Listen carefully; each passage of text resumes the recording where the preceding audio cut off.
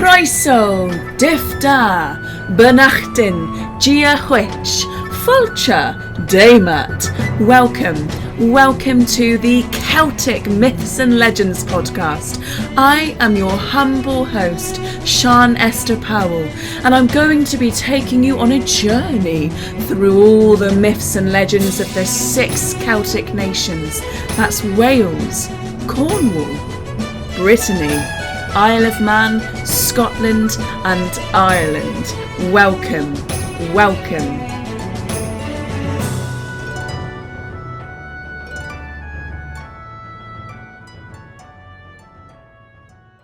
Hi everyone, this might be a kind of noisy one. It's quite rainy outside. Is rainy a word? It is now. It is now. So we are, of course, back to Wales for this episode.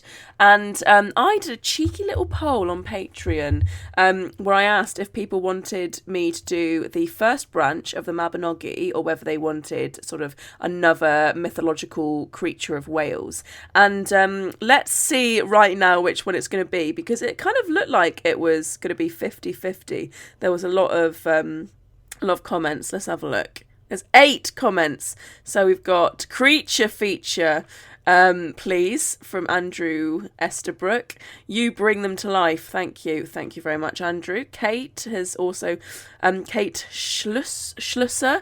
I'm really sorry, I'm pronouncing that so bad probably. Creature feature here too, please.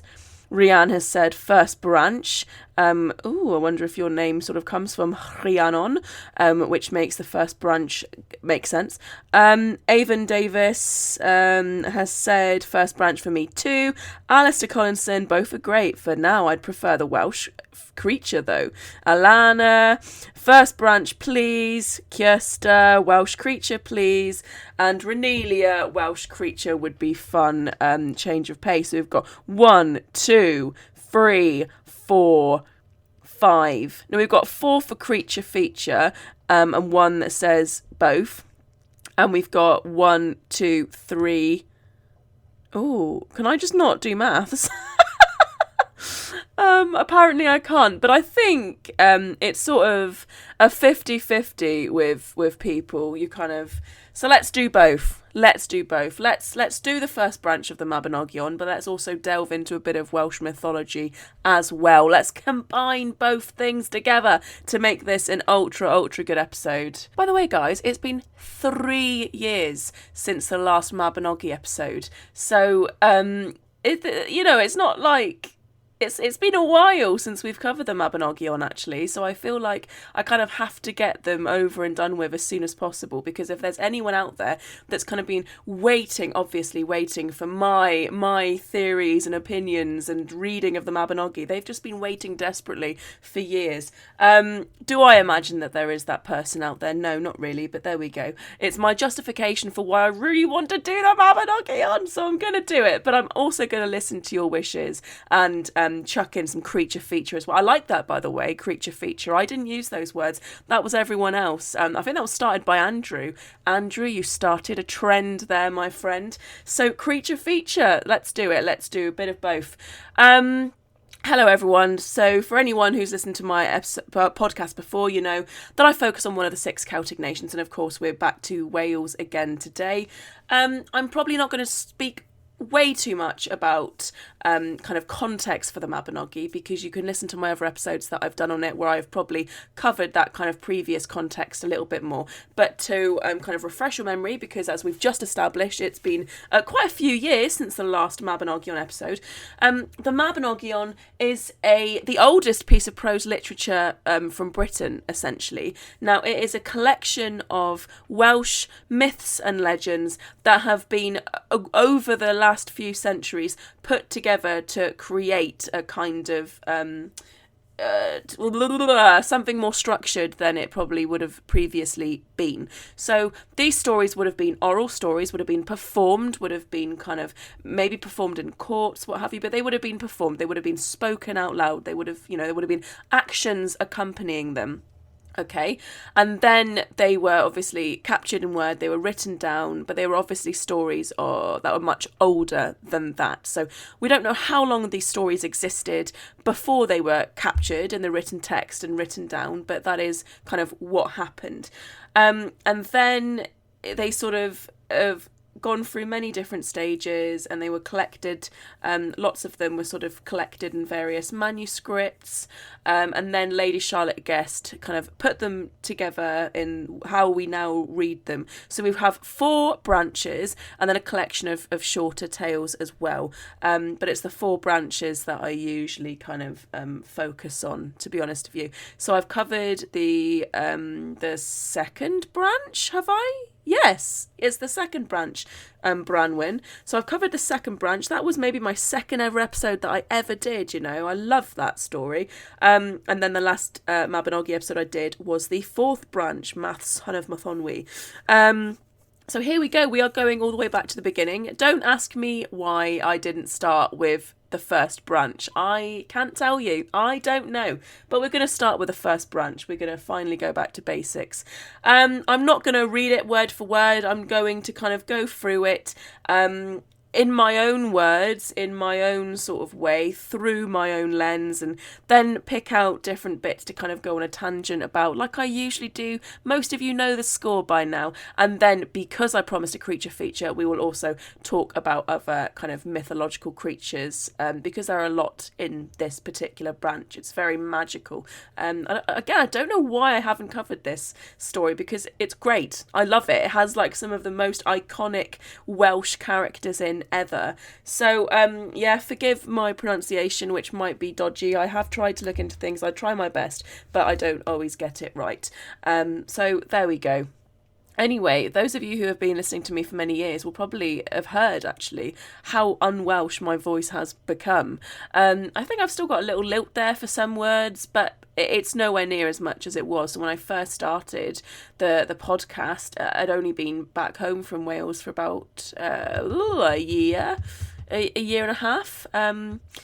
So yeah, I've been back for many, many, many years now. When I cross the 7, I go full Valleys Welsh. No, but I go much Welsher when I'm speaking to my friends. It definitely comes out a lot more. So it's lying dormant, the Welshness. It's lying dormant, always ready to kind of like spring up. But there we go. Let us begin, my friends. Let us begin. So basically, to set the scene, we have Pwyll, who is the Prince of Dyfed. He is lord over the 7 cantrefs of Dyfed. And essentially, he's just like, you know, kind of bored one day, and he kind of thinks to himself, oh, do you know what, I just want to go hunting. Do you know what I mean? I just want to run around with my hounds and hunt some stag or something. So that is exactly what he does. And he's kind of going around hunting, and then he comes across these really strange, bizarre looking dogs. Now, I might have covered these in a previous episode. I know I did an episode on Manx, on the Moddy Doo and black dogs and other dogs in mythology, but that again was years ago. So I'm going to just talk about them again. The Cunanun. So the Cunanun. I don't know how. Again, my pronunciation is very dodgy. Don't be mean to me. So essentially, he comes across these beautiful but very ethereal, otherworldly looking. You'll get that in a minute. Otherworldly. It's a joke. Otherworldly. Stop it, Sean. Dogs. They are white and they have red ears, and you know they're very majestic. They're very strong, and they obviously just do not look of this world. Stop it. Anyway, we find out why in a moment. So essentially, he watches these dogs take down a stag, and then he kind of chases them off and lets his own dogs feast on the stag, which, you know, I'm not a hunter. I'm a vegetarian. I have been for 10 years this year. So you can imagine hunting it's not really my thing. Not really into it, to be honest with you. I feel like if you're hunting for, you know, food, great. But I'm not going to get too into that sort of thing. If you're a hunter listening to this, whatever.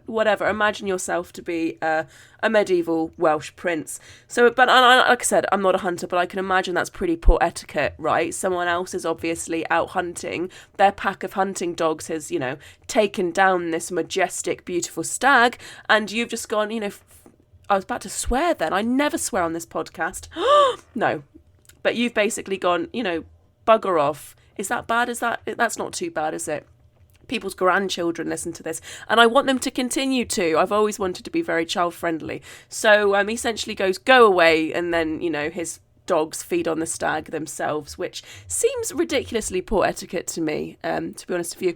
And then, of course, this bloke comes up to him, and he's a bit like, what on earth? Like, oi, why have you just done that? And, Poish is like, who are you? Are you a high rank or something, lol? Like, are you another prince? Because I'm a prince, by the way. I'm Prince of Dyfed, just like, just saying that, just in case you didn't know who I am, but I'm a prince. So are you a prince or something? Or are you just like a peasant? And what absolutely cracks me up is this chap then goes, you just have no manners. Like, who raised you? Who raised you? You have no manners. This is actually what he said. Between me and God, he said, your own lack of manners and discourtesy. Oh, that's a burn, isn't it? What discourtesy, sir, have you seen in me?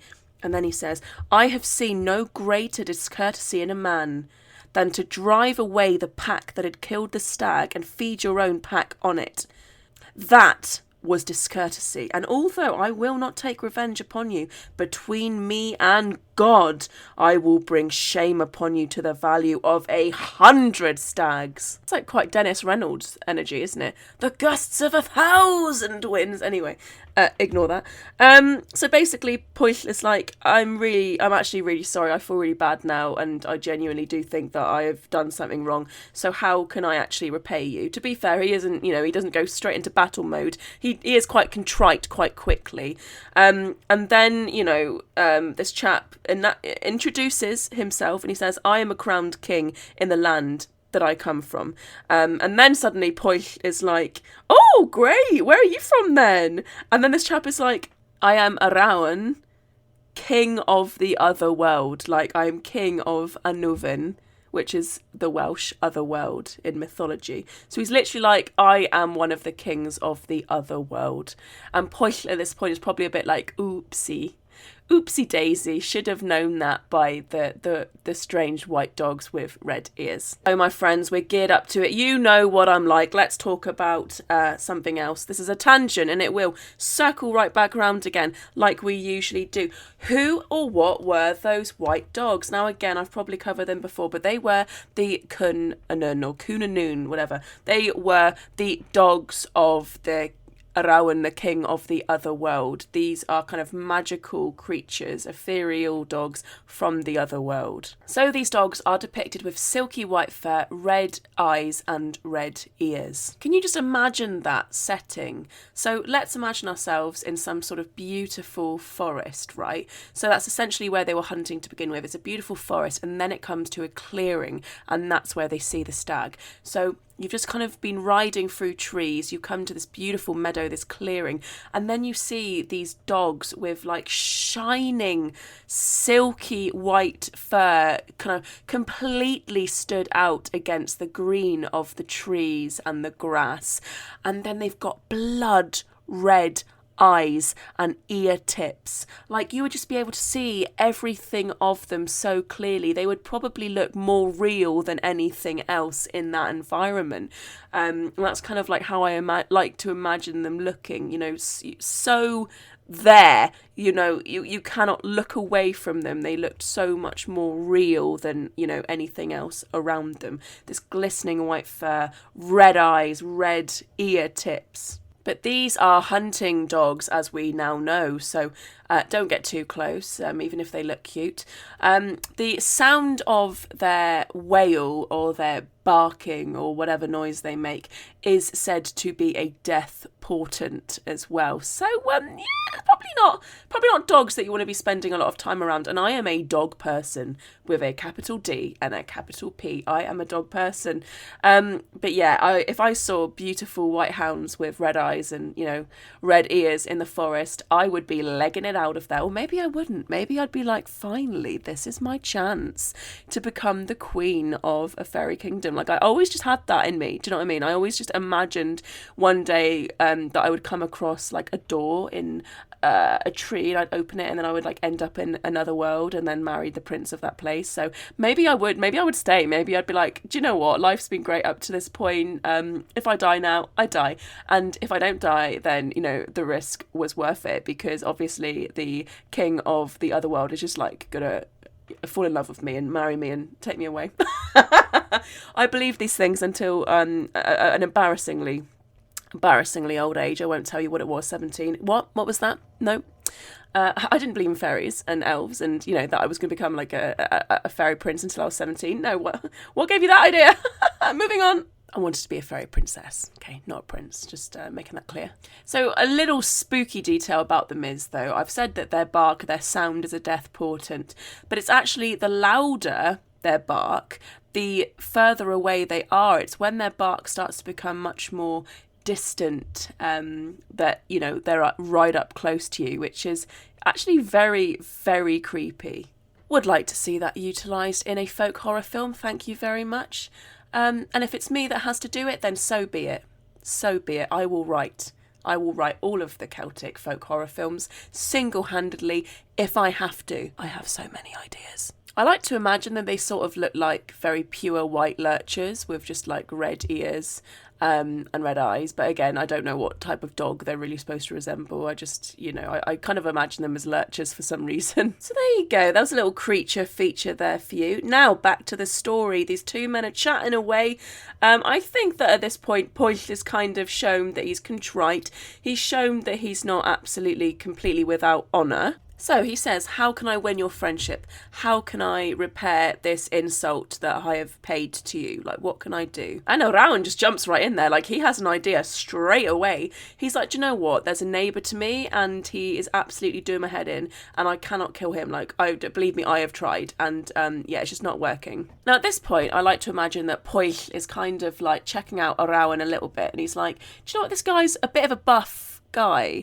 And if Hafgan, his neighbour, keeps trying to kill him and Rowan just can't kill Hafgan, and what is going on? What have I set myself up for, to be honest with you? So I think at this point he's kind of backing away a little bit and he's like, okay. Only joking. He's quite a good lad, actually, Poyll, and he goes, do you know what? Fine, absolutely, I'll do it. What do you want? How do I do it? But I'll do it for you, definitely. At this point, I think they're becoming fast friends. Rowan is like, do you know what? Top lad. Now here's what you're going to do. You are going to cosplay as me and you are going to pretend to be king of my kingdom for like a whole year. And, you know, I'm going to give you my face, I'm going to give you my form, and I'm also going to give you like a really, really, really gorgeous wife. You're just going to have like the most beautiful woman that you have ever seen, and she's just going to sleep with you for every day of, you know, the year. Interesting that no one has you know, consulted her on this nameless woman, as of yet nameless. And yeah, I don't think anyone's, you know, consulted her about this, or whether she is, you know, knows at all that she's going to be sleeping with basically a traitor. Not traitor, what's the word? I guess a traitor. Wrong. An imposter. So this beautiful woman, you know, nameless beautiful woman, is just going to be sleeping with an imposter for a year. Great, good for her. Well done, girl. And then Rowan kind of confirms that. He's like, yeah, she won't know. None of my servants will know. Basically, no one but me will know that you are not me. Like, does that make sense? And Poyll is like, yeah, it makes 100% sense. But how do I find Hafgan? Like, how do I kill him for you? So Rowan goes, a year to this day, me and Hafgan were supposed to meet. So you are going to meet him in my stead, and you are going to kill him with one blow. Now he's going to ask you for another blow, and you're not going to give it to him. So no matter how much he begs for another blow, you are only going to give him one, and that is going to kill him, because basically I would just give him blow after blow after blow, and then he would, you know, come back the next day absolutely fine. And, you know, he's really annoying me at this point, and I basically just want the drama, like, gone, thank you. And only then is Poyll like, well, what about my realm? Because, like, I did mention to you earlier that I am also a prince.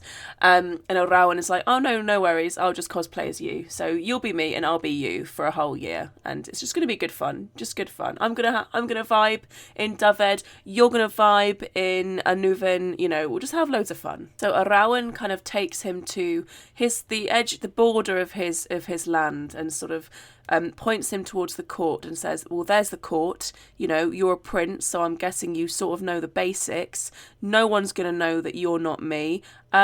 Have fun. So that's basically it for Arawan, but let's go on another tangent and talk about Arawan and Gwyn ap Nudd, who you may have heard of before. And then we'll segue into another, what's that? Creature feature. Isn't she clever? Look how she just seamlessly weaves these two things together. Thank you very much for noticing. So, Arawan, king, one of the kings of the other world, primarily found in the first branch of the Mabinogi but alluded to in the fourth branch as well. His sort of role in mythology then becomes adopted by the Arthurian Gwyn ap Nudd. Now, I found on various Wikipedia pages a little quote attributed a cardigan folktale about Arawan, but I cannot find the source for it at all. I can't find an actual reference for it.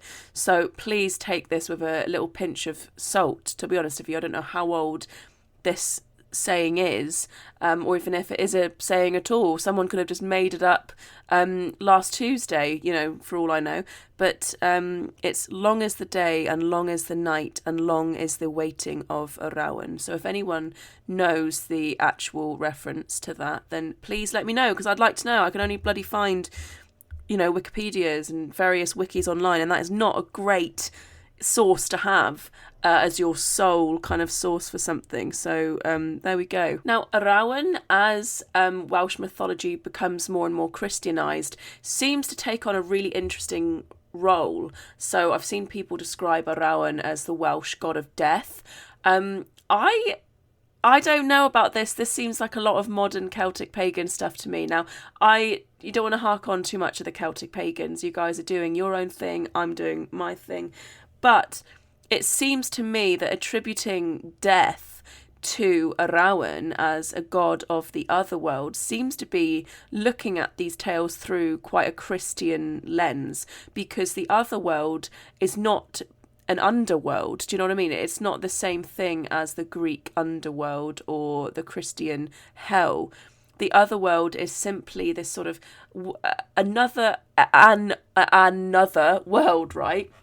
Overlapping kind of our own. So there's lots of evidence to suggest that the belief in this was that it was some sort of chthonic kind of underground world. So it was chthonic. You did reach it through going through the earth or going through bodies of water or passing along bodies of water. You know, there's lots of theories for it.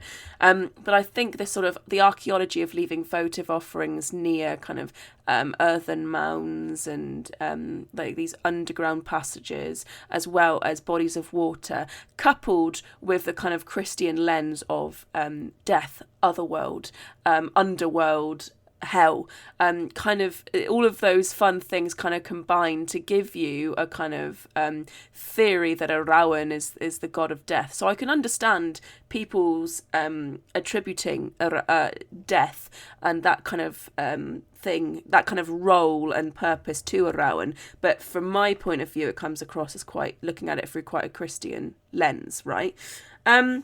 So that's Arawan. That's basically it from him, to be honest with you. He kind of buggers off for the rest of the story now, and we don't really hear much else from him. But I wanted to kind of talk a little bit about Gwyn ap Nudd, who then kind of takes on the role of the king of the other world in then other kind of Arthurian legends and other medieval Welsh mythology, because he seems to be much more prominent than Arawan, actually. Like I said, Arawan kind of pops up in the first branch of the Mabinogi. He's alluded to in the fourth branch of the Mabinogi, and then there is that mysterious cardigan folktale talking about him as well. And again, if anyone knows the source of that, please give it to me. I would love to know it. Thank you. It's probably because it was in Welsh. I'm such a dum-dum. It's going to be in its original Welsh, which is probably why I couldn't find it by typing in the English, because the English translation is only going to come up with, you know, other people writing about it in English and using that very specific translation. So yeah, if anyone has it, the reference for that would be absolutely fantastic. Thank you very much. But Gwyn ap Nudd is a kind of this Arthurian character that seems very attractive to I can understand why he would seem very attractive to kind of modern Celtic pagans and Celtic reconstructionists, because he's the sort of like archetypal horned Celtic god, right? And again, there is no one unified Celtic homogenous identity, nor is there one Celtic pantheon of gods. So take what I'm saying with a pinch of salt when I say Celtic gods and things like that, because really, whatever. But he kind of runs around on his horse. Well, he doesn't run. The horse runs beneath him. But he's the kind of the leader of the wild hunt. He's kind of mysterious. He's probably got like, everyone sort of depicts him as like being very buff with antlers. So he's a pretty sexy guy. Do you know what I mean? I can understand why he would be a very attractive kind of figure for loads of people looking into mythology and looking to piece together different areas of existence to different kind of gods, right? You wanna have like a hunting god. You want to have a god of death. It makes sense that the god of the other world, who is this mysterious kind of figure, he could be your god of death. But anyway, it's been so long since I did my master's degree, so everything I say now, don't take it all with a pinch of salt. It's all my kind of personal opinions. I am very rusty when it comes to academia, so kind of don't take what I'm saying as being kind of really academically rigorous. Do you know what I mean? Anything that I say is just stuff that I'm spouting out, and I am more than happy for Celtic studies academics to get in contact with me and be like, that's wrong, or actually this is the reason for this, and I would be really interested in having those discussions. So I'm just kind of putting that out there. I'm a storyteller, first and foremost. That's my interest. I have interest in these stories, in the art of storytelling, in breaking down these stories. And of course, I do have an academic interest as well. I did study. I do have a master's degree in Celtic studies. But unless I go and do a PhD in it, I'm not keeping up hugely with the academic world surrounding Celtic studies. I maybe should a little bit more, and I kind of would like to keep up with it a little bit more and read some more kind of papers on various topics, and just keep up to date in that way. But, it's expensive. When you're no longer a student, academia and academic journals and references are really expensive. So, yeah, I just wanted to talk a little bit about how Rowan kind of then sort of his role, his space within the stories then kind of becomes attributed to Gwyn ap Nudd, who is, like I said, the king of the other world and also the king of the Tylwyth Teg, the fairies of Welsh mythology. That was a creature feature. Start right there. Thank you very much. The Tylwyth Teg. Shall we talk about them? Yes, let's. I really have to thank my patrons here from Patreon because I've had a lot of fun with, I'm trying to be a lot more active on there. And as you'll have noticed, this is March and this is my 3rd episode of the year. And I'm going to hopefully continue to do that, post an episode at least once a month, if not more. If I've got the energy and I can do it, maybe I'll do it more. But essentially, I want to thank the people on Patreon, my patrons, for kind of interacting with me. I've been a little bit more active on there, and I want to continue to be a lot more active on Patreon actually, and kind of bring up discussions and that sort of thing. So thank you to everyone that commented on that post I did asking if you wanted a Welsh mythological creature or the Mabinogi on First Branch, because you've gotten both, and it's because of these guys. So I want to just say a big thank you to my newest patrons actually on there. So I've got Fraser, thank you very much, Fraser, and Harrod, thank you, James, Rian, Mary, Kirsta. I'm really sorry if I'm pronouncing anyone's names wrong. I don't like when people do it to me, so I'm doing it to other people. So please, leave me a voice note on Instagram or something, like telling me how to actually pronounce your name, and then I'll get it spot on and perfectly from then on out. Thank you to Josie, thank you to Amara, and a big, huge thank you to Eden. Thank you very much, everyone, for supporting me on Patreon. Like I said, I don't expect you to. All of my episodes are going out for free, and they will always be, but I'm trying to be a lot more active on there. I'm trying to have more discussions on there, and thank you very much. Now let's talk about the Tylwyth Teg, the sort of fairies of Welsh mythology, because they're kind of cool. Also, let me plug something pretty cool from one of my friends, and also me, my lovely friend who is a fantastic illustrator. So if you don't know them, please find them on Twitter, on Facebook, TikTok, wherever else. CCJ Ellis.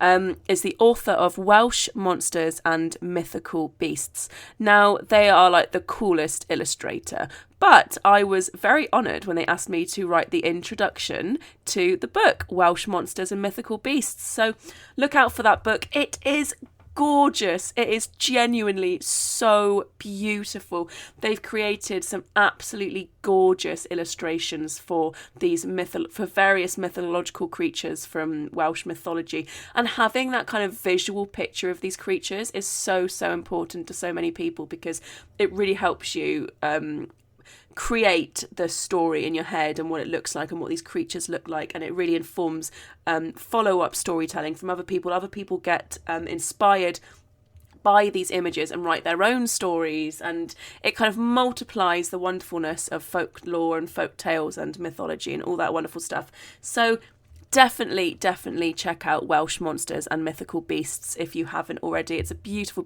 book, and I wrote the introduction for it, and the Tylwyth Teg have a gorgeous edition in that book. So we know that the Tylwyth Teg are they were certainly found in medieval literature as well. In fact, there's a 14th century reference to them, which is the weak enchantment now flees, the long burden of the Tylwyth Teg departs into the mist.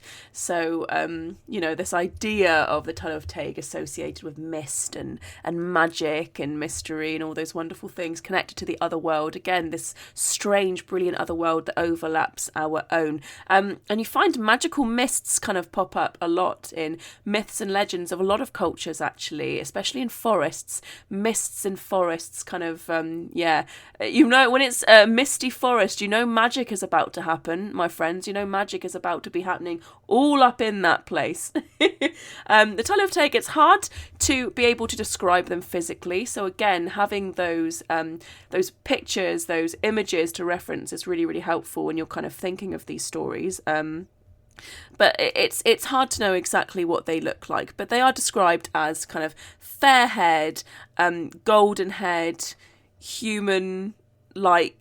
Sometimes they're described as like children, childlike. And they take human children and swap them out for changelings. So there's a lot of overlap. There's a lot of overlap with other fairy stories from other areas of the world. So there's lots of kind of, they've become all muddled up and kind of become a great big old fairy thing. But then again, muddled up sounds quite negative, and I don't mean it like that. Folklore and storytelling, it all evolves, it all changes, right? And cultures that are very close to each other, they kind of blend and stories become something else. So it makes sense that the Tylwyth Teg are very much kind of fairy-like in their behaviour. And again, Cornish piskies have that whole thing of kidnapping as well and leaving a changeling. So we see the idea of changelings come up in so many different cultures. This idea of your human child being swapped out and a fairy child being left in its place. Now, there are lots of theories for us for why that is, what has actually happened. There's lots of other descriptions of them riding horses, really enjoying bowls of creamy milk. Again, the piskies like that. Apparently, Irish she like that as well. Just bowls of creamy milk. Everyone just likes bowls of creamy milk. If you leave a bowl of milk out for someone and you're like, have at it, they're going to have at it most of the time, unless they're vegan. There we go. Sorry, I giggled, not because of veganism. Actually, a lot of the stuff I eat, especially when I'm out and about, is vegan. But because my friend was telling me the other day that her older neighbour calls it veganism. Visions and veganism. I don't know why that's funny, but it tickled me. Do you know what? The more I'm talking about them, the more I think, well, I've given you a little taste. I've given you a little tasty taste of the Welsh fairies, but now I think I absolutely need to do a whole separate episode on them and cover them properly. So I'm sorry to dangle the jewels in front of you and then cruelly snatch them away. But I think you'll appreciate this episode not being like 4 million hours long when I'm trying to cram everything in. So let's go back to the Mabinogi and we'll do another episode on the Tylwyth Teg and Welsh fairies another day. So Arawan leads Pwyll to his court and says, have at it. And so Pwyll does, have at it. Now, some of the imagery about this is so beautiful that it's got to be where Tolkien got some of his inspiration from. And of course, he got inspiration for Lord of the Rings from many different sources. But when Pwyll goes to the court, it says that, knights come up to him, take off his clothes, and, servants come up to him and dress him. And he said that they're the most beautiful buildings he's ever seen, like things are glistening. They're dressing him in silk, like he's wearing the most beautiful clothing, he's looking at the most beautiful buildings. I really like to imagine it as basically like Rivendell. He's just wearing gold and silk. It's beautiful. And then he sees a kind of war band of the best, basically like the best looking, most equipped men he's ever seen. And then he sees the most beautiful women he's ever seen. And there's a banquet. He sits down to a banquet and he's looking at, golden jugs and beautiful golden plates. Everything's glistening, it's gold and it's gorgeous. He's talking to the queen, who of course doesn't know he's anyone else but a Rowan. And he's thinking to himself, she's the most beautiful, gracious, noble woman I've ever seen. Basically, everything that he's experiencing is the best version of what he's ever experienced before. He is a prince in his own right, but everything that he is experiencing within the court of the other world is just so much more kind of magical and better than what he has experienced before. Now, he goes to bed with the queen and he turns his back to her. He kind of turns around, he turns his back to her, and he doesn't say a word to her throughout the night. And he does this basically every single night, for the whole year. They never actually consummate their marriage. I mean, I guess they wouldn't have to. She's already married to Rowan in her mind. Don't know what she imagined was happening though in this whole year, that her husband was just like turning his back to her in their sleep and just being like, night honey, goodbye, and then just refusing to speak to her until the morning kind of arises. But probably better for her, really. So that's what he does. And then in the days it's said that they have lovely pleasant conversation, but in the nights he turns his back to her and kind of doesn't say a word to her. And he basically just spends his whole year kind of hunting and singing and just enjoying himself. It just says he makes loads of friends, he's always chatting to people, he's like singing, he's going out and about in nature. Pwyll is really kind of living his absolute best life for this year. He's just absolutely loving it. He's living a great life. But like all beautiful, lovely things, time flies when you're having fun. And so the date, that aforementioned date, arrives when he is to meet Halfdan, his counterpoint's opponent. So they get to a clearing, and Halfdan and who he assumes is Rowan meet. And I love this because one of the servants basically like just jumps into the clearing and he's like, just to say before anything begins, this is between you guys, so we're kind of gonna step back away from it. And then all the servants are like, oh yeah, good idea, bye. And then the two kings meet. And honestly, guys, I have to admit, it's a really boring fight. Like, if this was a Netflix adaptation, they would have to really, really milk this fight, because essentially all that happens is Pwyll in Rowan's place kind of strikes one blow, it shatters Halfdan's shield, he falls to the floor, then he's like, oh no, I'm dying, but please strike me again, because obviously I'm already dying, so you might as well. And then Rowan goes, do you know what? Nah, find someone else to kill you. And then Halfdan's like, oh no. And then the servants are like, wow, you now own the whole land. So Pwyll in Rowan's place then goes around uniting the whole of the region. So then the whole of the other world is now under his or Rowan's command.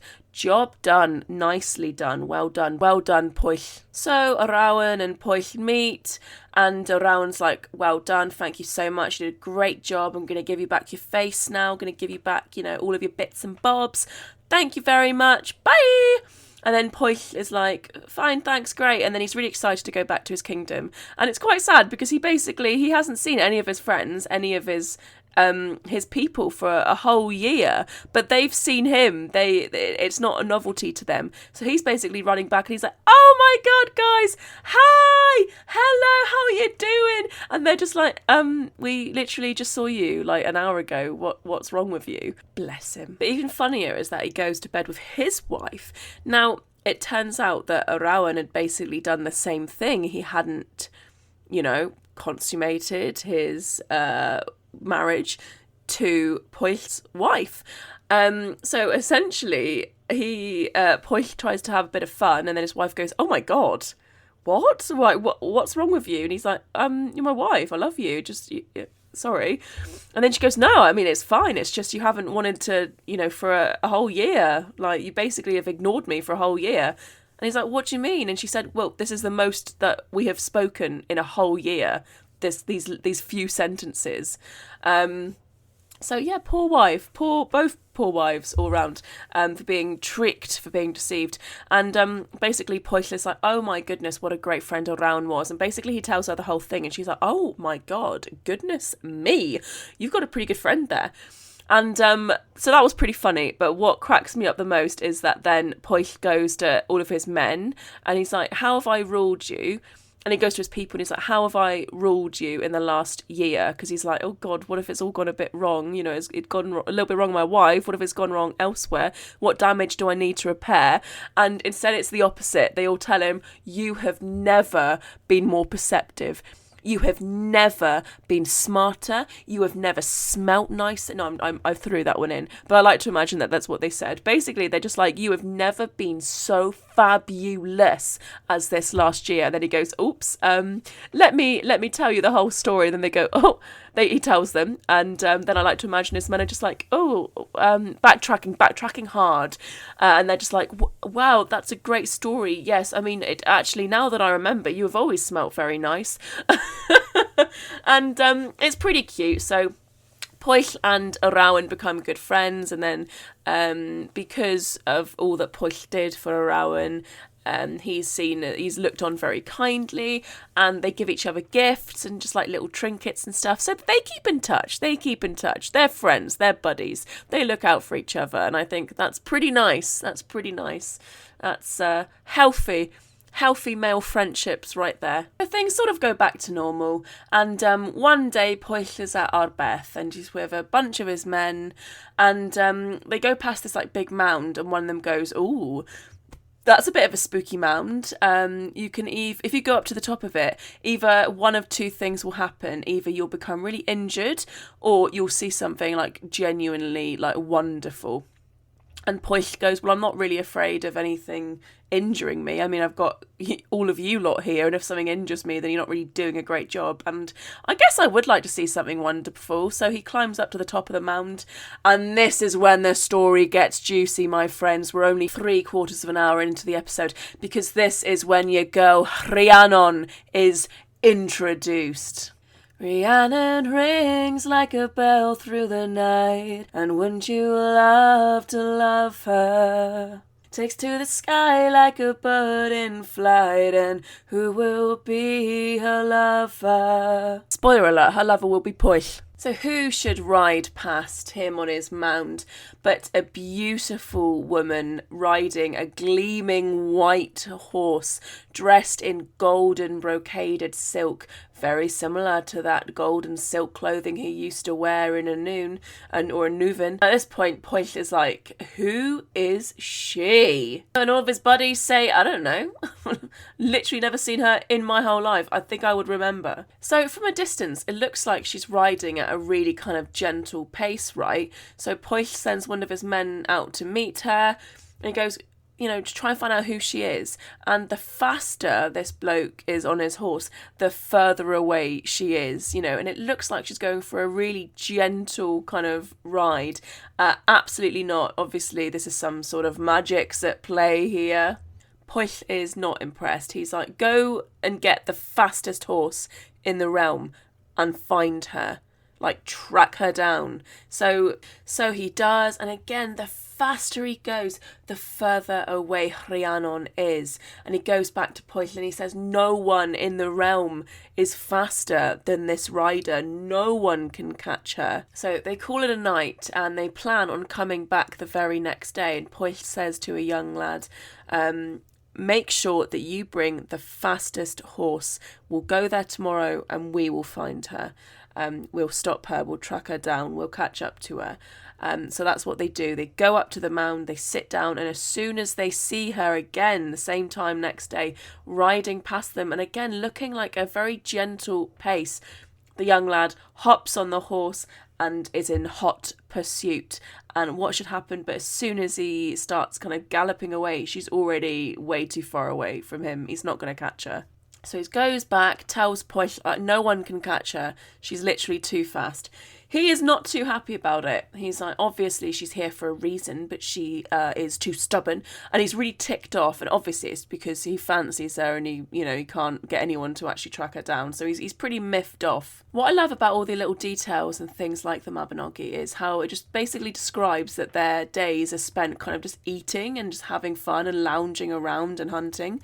There's no, and then he administered this and then he did that and then whatever. It's just like, and then they sang and caroused and did all sorts of fun stuff, and then they ate, and then they went to stand on top of a mound, and again that's exactly what they did the next day. They go on top of the mound and he's like, okay, today's gonna be the day. And this is maybe my favourite bit in the whole branch. Pwyll finally decides to do the job himself. He gets on the horse and again she overtakes him instantly. She's off into the distance and then he kind of pants out, maiden, please, for the sake of the man you love the most, like, stop. And she instantly stops and goes, oh my God, okay, things would have been so much easier if you just asked me 3 days ago. So essentially she's just telling him off for being a bit rude. She's like, if you had just done your job 3 days ago and asked me politely, then I would have stopped instantly and given you my message. There goes a little moral lesson there for you. I love that about the Mabinogi, actually. There is lots of little kind of moral lessons that you can find from it, and I just love their interaction so much. Pwyll is like, lady, who are you, and what are you doing? And she just instantly answers back to him, going about my business, and then chucks him a cheeky little flirt and says, but I am happy to see you. And he's smitten at this point. He's like, oof, that flirt really did wonders on his self-esteem. He's instantly like, oh my God, she is the most attractive lady I've ever seen. No lady that I've ever seen has even been close to this attractive. Not the lady in a Nuvin, not my wife, because I'm assuming he still has a wife at this point, but he's like smitten. So he's like, please tell me, what is your business? And she says, my business is to see you. And he goes, oh, that's the best business you could have had. Guys, we should get flirting tips from medieval literature, I tell you. This girl's got riz. I cannot believe I just said that. Please ignore. Delete. When he's done blushing and, like fluttering his eyelashes and giggling, he's like, oh, tell me your name. And she says, gladly, my name's Rhiannon, daughter of Hyvarth Hen. And this girl does not beat around the bush, I tell you that. She just gets straight down to business. She's like, essentially, I'm going to be forced into a marriage to a bloke that I don't fancy because I love you. And all I need you to do is basically stop the wedding and marry me instead. And Pwyll, honestly, he's still giggling at this point. He's still blushing. He's still giggling. He's like, oh my God, that sounds amazing to me. Of all of the women in the world that I could possibly marry, I would choose you. So yeah, I mean, give me a time, give me a place, and I'll be there, sword in hand. And she tells him, she says, okay, a year from now, a year and a day from now. Very much like Arawan's kind of a year and a day from now. For some reason, the residents of the other world really like that. A year and a day from now. She says, come to the realm of Hyvarth, and there shall be a delicious feast for you. And Pwyll is like, say no more, honestly, say no more. I love feasts, I love beautiful women. So he goes back to his realm, and at this point there's like no mention of his wife. So where is his wife? Has she died? Where is his wife right now in the story? I'm reading it in real time. Obviously I've read it before, guys, but we're doing a bit here, okay? We're doing a bit. Where is his wife? and he gets 99 horsemen a year and a day from their first meeting, and they go to Hythe and to attend the feast. And it's a glorious spread, you know, the court's magnificent, it's fantastic. There's lots of preparations have been done to put on like an absolutely amazing event. Honestly, these medieval banquets sound amazing. Can you just yeet me back into the past so that I can at least observe one? So Pwyll sat there with Rhiannon on one side and her father on the other side of him, and they're just eating and they're having fun, and then suddenly like a tall auburn-haired man like enters, and honestly at this point I'm already sold. I'm just like imagining one of the members of Seven Brides for Seven Brothers, and I'm already in love. Do you know what I mean? I'm like, I don't even know what Pwyll looks like. It doesn't even describe what he looks like. But there's just a tall, strapping, red-headed bloke that's just walked through. And I'm assuming it's supposed to be Rhiannon's betrothed. And if she doesn't want him, chuck him my way, honestly. I could do with it. And the way this book describes bickering is absolutely hysterical to me. So essentially, the lad walks up to Pwyll and he's like, please grant me a wish. And Pwyll is like, yeah, anything I can give to you, I will. And you can hear Rhiannon's eyes rolling into the back of her head, and she goes, I cannot believe you've just said that to him. And Pwyll is like, hey, I'm a noble guy. And the lad is like, hey, he's a noble man. And also, you've said this in front of loads of these other noble men, so I'm just saying that, you know, got to hold you to your word. And Rhiannon is there, like, absolutely livid. And then, you know, Pwyll says, okay, tell me what the favour I'm supposed to do is. And then the lad starts with the whole, well, the lady I love most in the world is sat right next to you. And then Rhiannon is like, I cannot believe how stupid you are. She's just like complete bombastic side-eyeing to Pwyll, going, I cannot believe how stupid you are right now. And he goes, I didn't know who he was. And she's like, well, you know now. So obviously the relationship is starting off well. But they start a nice little scheme. She says to Pwyll, she says, right, okay, I'm going to give this man a feast a year and a day from now when he is going to sleep with me, except he's not going to do it. And Pwyll is like, well, I don't want anyone else to sleep with you. I want to sleep with you. I haven't even slept with you yet. Like, that's what I want to do. And she goes, calm down. I'm going to get a little bag, and it's basically going to be like a Mary Poppins bag. You can put everything in there, and it basically still looks like a tiny little pouch. And you're going to come back in ragged clothes a year and a day from now at his feast, and you're going to ask to fill up the bag with all of the food in of the feast, as much food as you can fit into this tiny little bag. And it's a tiny little bag, so of course he's going to say yes. And what's going to happen is no matter how much food you put in there, this little Mary Poppins bag is not going to grow in size. And then Gwawl, who is the red-haired man, again, my pronunciation is probably very dodgy. Gwawl is going to say to you, oh my God, is that bag like, why is it not full yet? And then you're going to say, well, it can only be full if a nobleman like gets in the bag and stamps down on the food. And that's what he's going to do. And then you're just basically going to shut him up in the bag, and then all of your 99 horsemen are going to descend, and it's just going to be a great time. Don't ask me why. All of the plans and schemes in sort of Welsh medieval literature and mythology are all so convoluted. They're all like, I mean, I know I've covered the fourth branch of the Mabinogi already, but I just cannot get over bloody, what's his name? Llaw, his... oh, I can only die if I'm in a bathtub on the side of a bank next to a river, and then I put my foot up on a goat, and then someone has to shoot me through a hagstone. And this is basically the same thing. You know, it's not, oh, just kill him in the court right now, or, you know, go and find him later on and just dispose of him. No, it's come dressed up like a beggar a year and a day from now, hide your 99 horsemen in the orchard, carry this tiny little magical pouch, shove loads of stuff in there, get him to try and jump in there, close the little pouch, and then great, Bob's your uncle. Why have they made everything so much more complicated for themselves? I'll tell you why. It's magic, baby. It's magic. By the way, Pwyll's wife has never been mentioned in this whole section. It's like he had a wife and she had some she had some lines, guys. If she was in a film or a movie adaptation or, you know, a Netflix show, she would have had a name because she has lines. She's not just an extra, right? She had lines. She had some witty lines. She was pretty funny. Do you know what I mean? But no, she has not been mentioned once. So I just thought I'd chuck that out there. So this is what happens. And, you know, Gwawl says, my God, can your bag ever be full? And Pwyll says, only if you get up and stand on it and say enough has been put in there. And Rhiannon next to him is just hilarious. She goes, my hero, get up quickly and do as he says. And then, he's just like, oh yeah, sure, babe. Whatever you want. So he ties up the bag, he sounds his horn, his 99 men descend upon the court, basically beat up all of the other blokes' men, and then they all take a turn of hitting and kicking and whacking the bag, going, what's in here? So I really have to admit, this is nothing about this is chivalrous or very kind at all.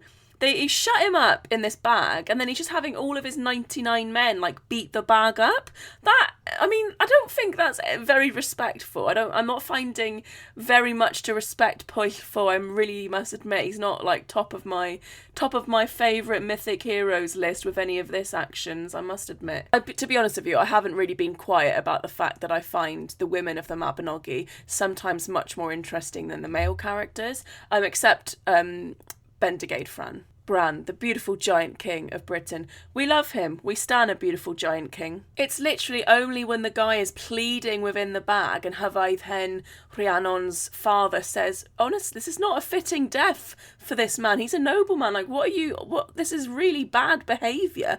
That Pwyll goes, oh, do you know what? I agree, actually. This man has no personality of his own. He's basically always parroting back and agreeing with everyone else. But anyway, whatever, I digress. Now, the next kind of series of events is really quite interesting, to be honest, because it kind of illuminates what Welsh medieval hospitality might have been like. So essentially, Rhiannon's right, you're at a point now where you're going to need to impress and satisfy the men here. So, let him go. He's basically been beaten up enough, but let him do this on your behalf. Let him kind of get up a bunch of guarantors. And then Rhiannon's father agrees, and it's quite funny because obviously Gwawl in the bag, he's like, I agree gladly, I'll do it, just get me out of this bag. And then it's sort of everything's kind of normal for a little bit. Pwyll and Rhiannon go to bed and have a great night, apparently. And then the next morning she's like, right, your suppliants and musicians and everyone are going to line up in court now. And, if anyone asks you for a gift, give it to them, be kind, be generous, yada, yada, yada. And so Pwyll sets up his court and has that start happening. So that's what happens for the next few years. Pwyll gets on with kind of ruling, and him and Rhiannon are pretty happy, but after 3 years, his men notice that he still hasn't got an heir. So they go up to him, all bloody poison whispers, and they say, I don't think you're gonna get an heir from this woman, so you might as well take another wife. And Pwyll is like, hang on a minute, we haven't actually been married that long, give it till the end of the year and then I'll abide by you. But really, get a personality, man. Get your own get a crumb of your own personality, please, Pwyll, for the love of all of us. But anyway, that's what he says. He says, we'll wait until the end of the year, and if she still hasn't given me a baby, then, maybe we'll chuck her on her arse. But before the year is up, Rhiannon has a son.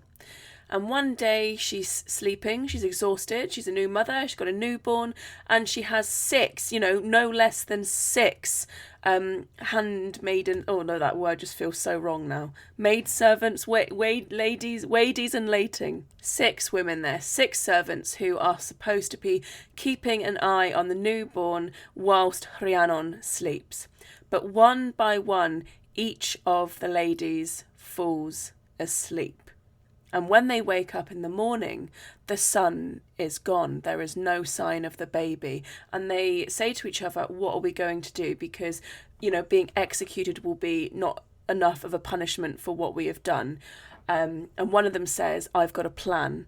There's a stag that's just had a bunch of babies. What we're going to do is kill some of the babies and smear the blood on Rhiannon so it looks like she's killed her newborn son, and we'll blame it all on her. And they all go along with it. They're all like, oh, absolutely, this sounds like an absolutely lovely thing to do. I really could so see an adaptation of this, though. It would be so you could really do it in such a horrifying, bloody, frightening way.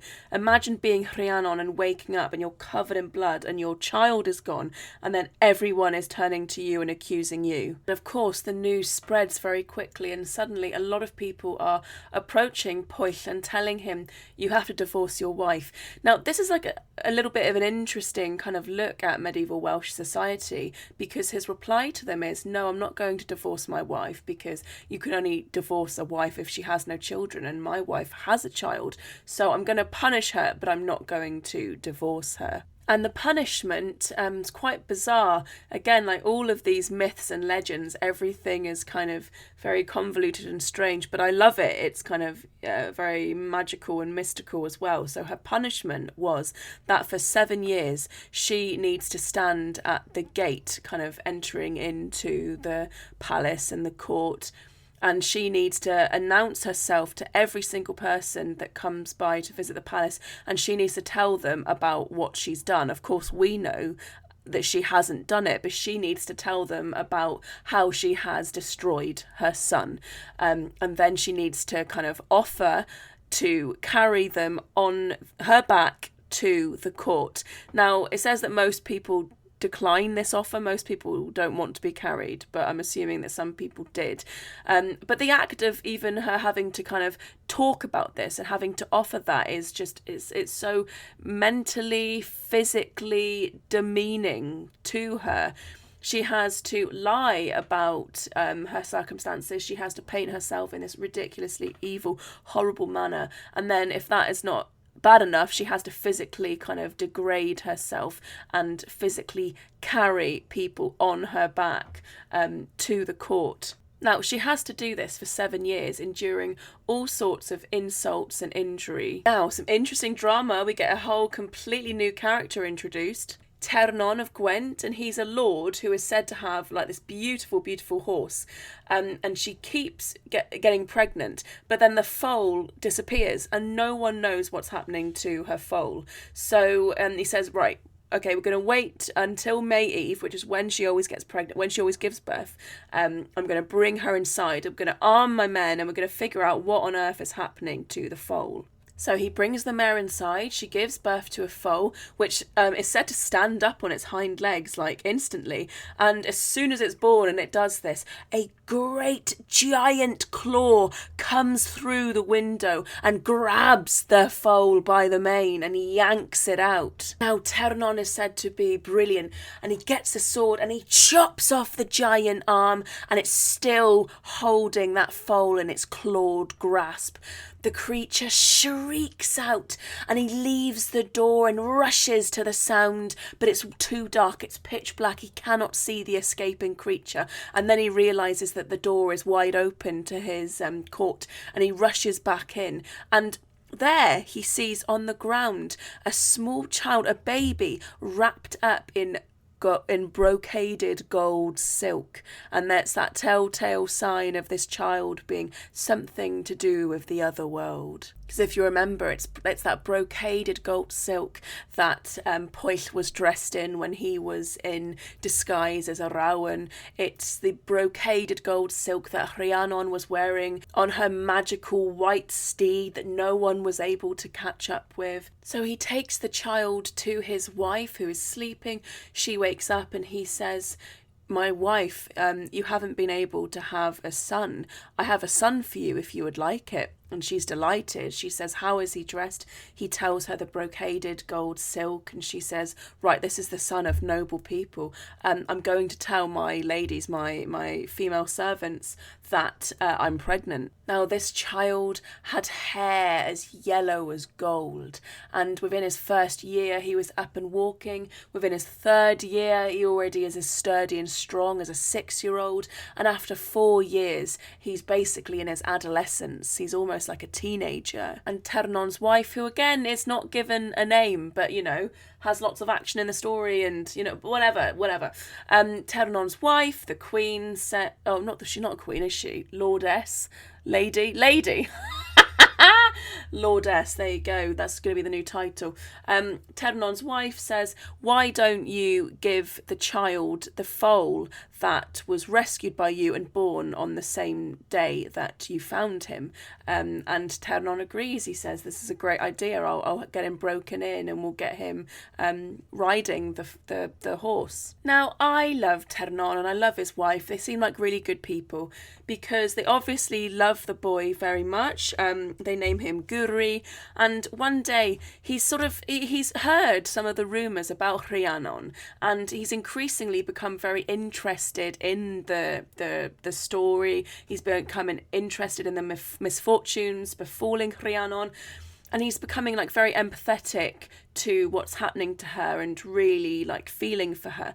And then one day he really just looks at Guri and he thinks this child, this boy, is so beautiful and so noble, and he's starting to look like a man, and instantly he pieces together who the child actually is and realises his likeness to Pwyll, and realises that he must be Rhiannon and Pwyll's son, who was lost all those years ago, and who Rhiannon is still being punished for the murder of. And he goes to his wife and he says, I know that we love this boy, but we can't let this woman continue to be punished and tortured in such a horrific way.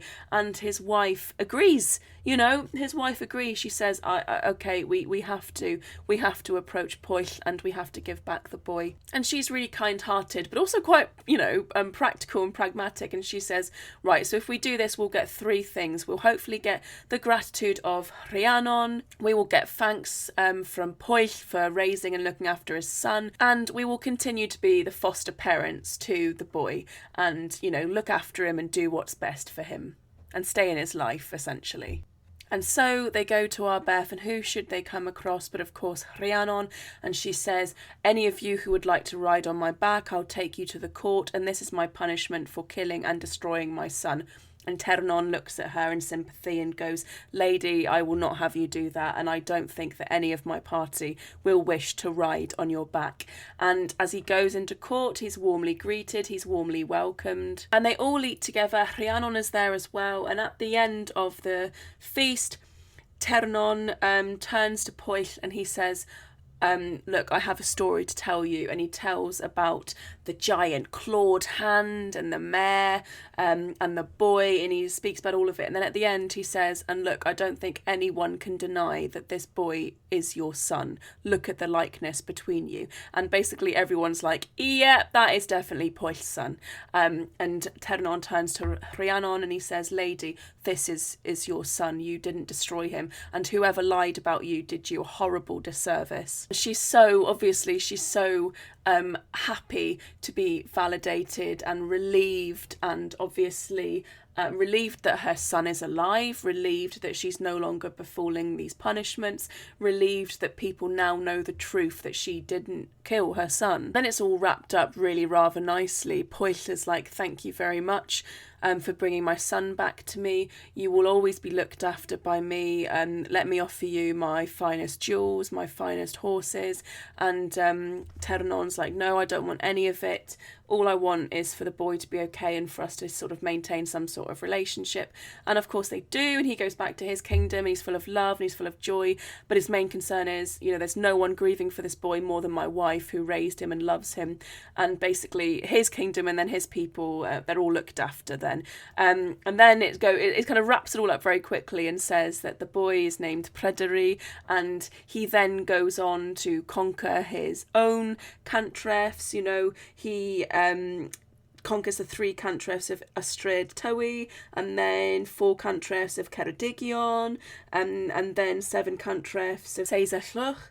And then he will take a wife, and his wife will be Cigfed. And so ends this branch of the Mabinogion. And then Pryderi is actually the only character, I believe, or one of the only characters, to appear in some capacity in every single branch of the Mabinogi. Some of you might well remember that he then dies in the 4th branch. It's quite like a pathetic death, really. Killed by Gwydion, who, must admit, is an absolute nightmare. Can't stand him, to be honest with you, but Gwydion being one of the main characters of the 4th branch, who you probably remember.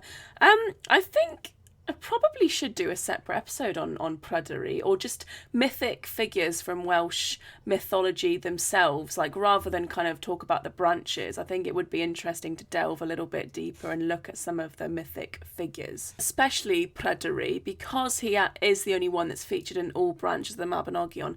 There is a lot of really interesting academic theories about why that is, what his previous kind of role is, what his significance actually is to the stories, and all that sort of thing. Rhiannon is not really mentioned after she says, "Thank God that my son's alive," but there you go. That is the first branch of the Mabinogi, filled with lots of interesting things, you know, some monsters, some magic, some mayhem, as all of the Mabinogi is, to be honest with you. And interestingly enough, Jonathan Ross has got a new TV show called Jonathan Ross's Myths and Legends, and I believe that the second episode, which aired not today but last Sunday, that featured Welsh mythology, and I've been told it mentioned some of the Mabinogion. So I'm going to go and watch that after I upload this episode. And to be even cooler, I am going to be in that show, hopefully in episode 4. So episode 3 airs today, and I think it's on Scotland, and then I think they go back to the sort of west country of England in the 4th episode, and hopefully that is where you'll find me talking about Cornish piskies and spriggans. So obviously tune into that, and watch the other episodes, because they're really good fun, you know, they're really good fun, even if I'm not in them, but I am, because I'm in the preview to each episode, which is hysterical. It's me and Jonathan Ross like peeking over a tree looking for some piskies. So there we go. Hopefully you enjoyed this episode. It's a bit of a let me know if it didn't quite work to do so many tangents within the branch, or I probably did that with the other ones anyway. I mean, it's been years, but yeah, hopefully you enjoyed it. I really look forward to covering the next episode, which will be back to Ireland, and yeah, let me know if there's anything that you particularly want me to cover. I'm trying to use Patreon a lot more, so if you want, you know, like I said, all of my episodes will always be there for free, and I don't want to kind of tell people to subscribe to me on Patreon and give me your money. I know that things are tight right now, and I just never expect anyone to do that. But big thank you to everyone on there. Big thank you to my patrons on there. I had 170 odd quid came out of my bank account this month, and I realised it was from Storyblocks, which are the subscription I have for all the kind of cool bits of sound effects and music that I actually haven't used for you know, so many episodes. So I might try something really fun and really new for the next episode, the Irish episode. I might do, who knows, I might do a bit of a creature feature, and I might try and utilise some of those Storyblock sound effects that I am definitely paying for. I almost cried when I saw that come out of my bank account, so there you go. Thank you very much for listening. Thank you very much for your lovely messages. Anyone that ever messages me on Facebook, on Instagram, on Twitter, on, what's the other one? Did I say Instagram? On TikTok? I don't know. Thank you very much. It's much appreciated. Who knows when I'll finally cover the third branch of the Mabinogi? Probably in another 3 years' time. But I'm doing very good. If you've noticed, it's March and we're on the 3rd episode of the year. So I'm still maintaining a quarter of the years gone. I'm still kind of being consistent with my 1 episode per month, so let's see if I can carry that on. I mentioned it in the last episode as well, because that was specifically on the Pobl Fian and, you know, Cornish folklore mythology, but I did have my short radio play aired, which was talking about Cornish myths and legends. So if you want to go and listen to that, it's on the BBC Sounds app. You can find it under BBC Radio 4 Extra, under New Creatives Tregoynt Community Radio. So that's TREGOYNT Community Radio. So it's only 8 minutes long, and it's basically Alan Partridge with Pisky. So if that sounds interesting to you, go and give it a listen. I'm going to get my dad to sit down with me soon, and we're going to kind of draw up a website or something, and then I can put on the Jonathan Ross and the Tregoynt stuff on there, and maybe actually begin to take myself seriously as someone that could actually do more of this freelance type work. And like I said, I want to take the podcast more seriously, and I want to be making a lot more content on folklore and mythology. And if I can finally figure out how to use all this new fangled equipment I've had now for about a year, I've had this new microphone and everything and a mixer for a year and I still haven't used it. So, yeah, I'm also going to try and get a diagnosis for ADHD because something about my brain is dysfunctional. Yeah. Thanks, everyone. See you next time. Talk to you next time anyway.